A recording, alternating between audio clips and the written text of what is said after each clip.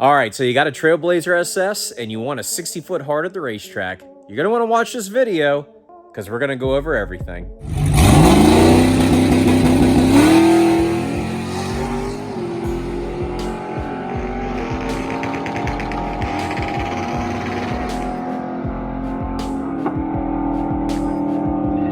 All right, guys, so you got a Trailblazer SS and you want to take her to the racetrack. Well, you're actually in luck because the Trailblazer SS from the factory, the rear suspension actually isn't too bad. So there are a couple key things you are going to need to do to improve upon your 60-foot.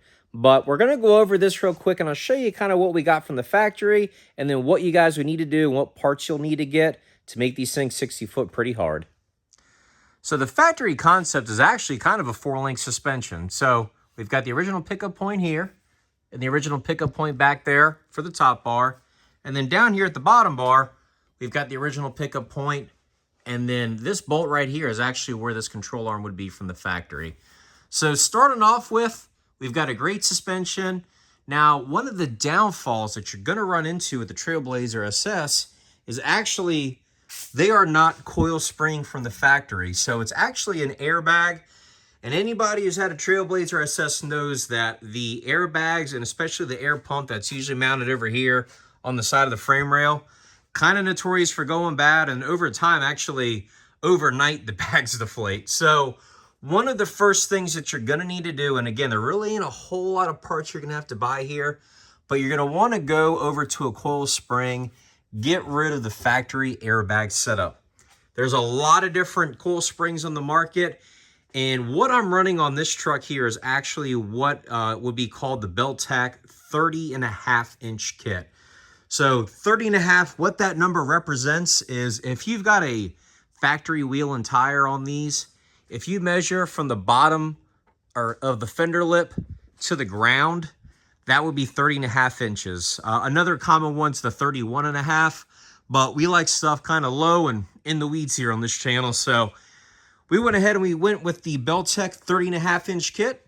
What that comes with is the coil springs, and it also comes with the Beltac shocks. So get rid of the airbags, get rid of the air pump. You're not going to need any of that. And the coil springs are a direct swap. So there's actually no modifications that you're going to need to do to put these coil springs in.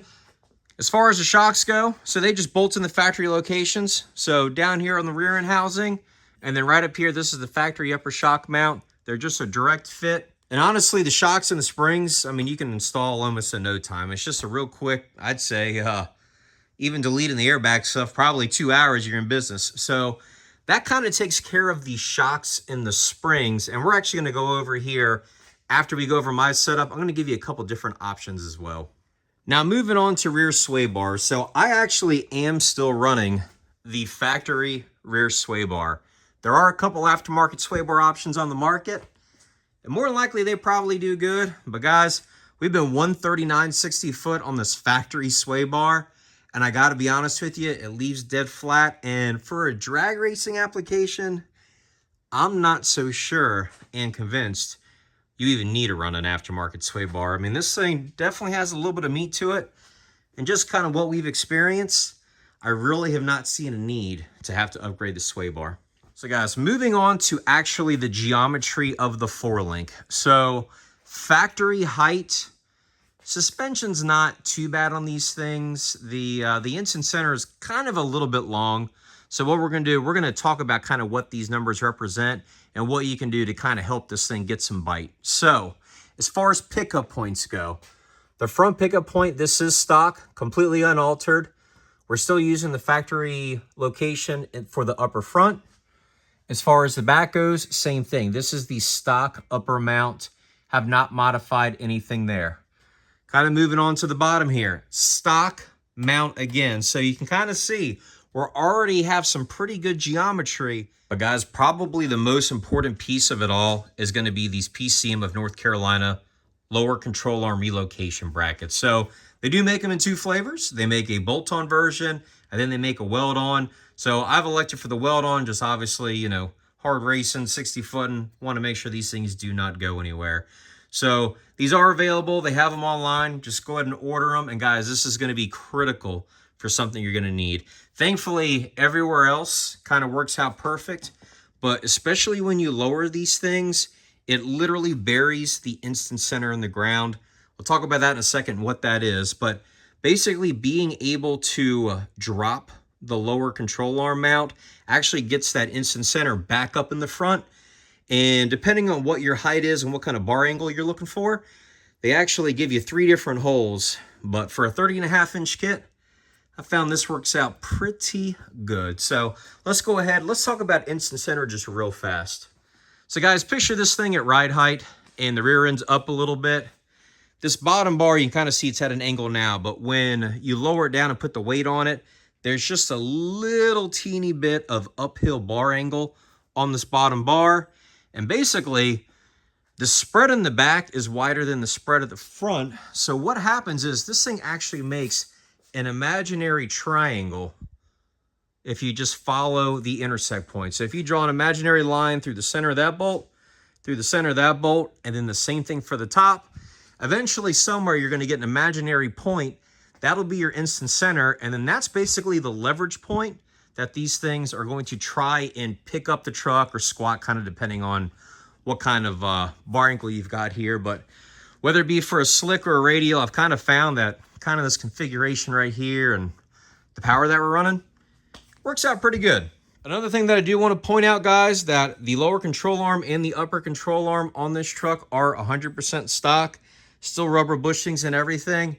Now, I'm not saying that aftermarket components are not better, because they are. Spoon makes a great set of upper and lower control arms. Also, a company called Massive makes a really nice set of upper and lower control arms for these things. And by the way, if any of you guys know anybody at Massive, I would be very interested in partnering with them. So do me a favor. If you guys have a contact, get us hooked up. Would love to run a set of Massive bars on this. But in the meantime, we are running factory uppers and lowers. Guys, we've been 139 60 foot on this thing. It just kind of shows you that you don't necessarily need to run aftermarket uppers and lowers. But I'm going to tell you right now, if you're on a budget, kind of like how when we built this project here, uppers and lowers, I mean, 139 60 foot, they're doing just fine so far.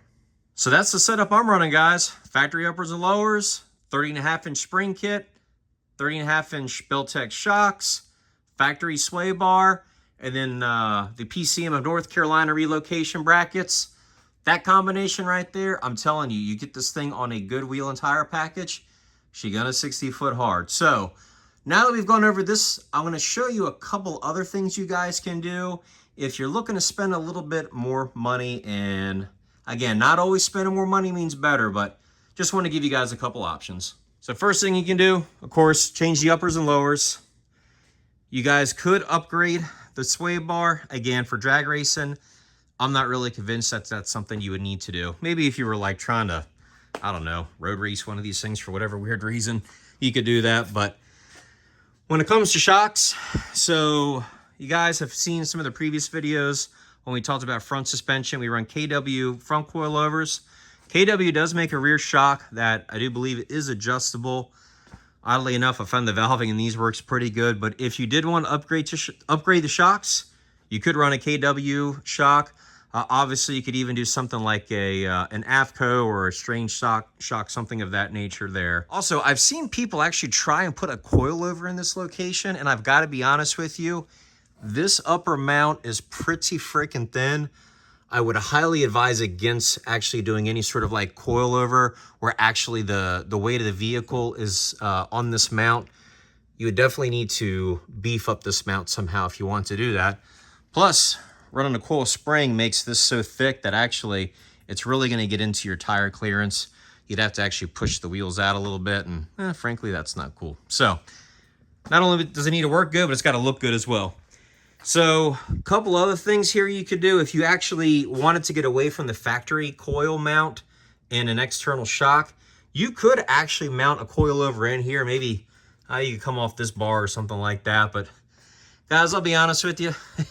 As fast as we've been with this thing, I don't think you really need to reinvent the wheel. Just kind of running this this setup here usually works pretty good. So there you have it, guys. No secrets. That's exactly what I'm running on the back of this thing. 139/60 foot, and with our low horsepower combination, still been 1048 in the quarter mile with more power to come. So if y'all have any questions, do me a favor, drop it down in the comments below. Would be more than happy to help guide you guys through any sort of front or rear suspension on these Trailblazer platforms. But in the meantime, guys, as always, we appreciate you watching these videos, and we'll catch you on the next one. And by the way, if you have not noticed, check the subscriber count. Can't thank you guys enough.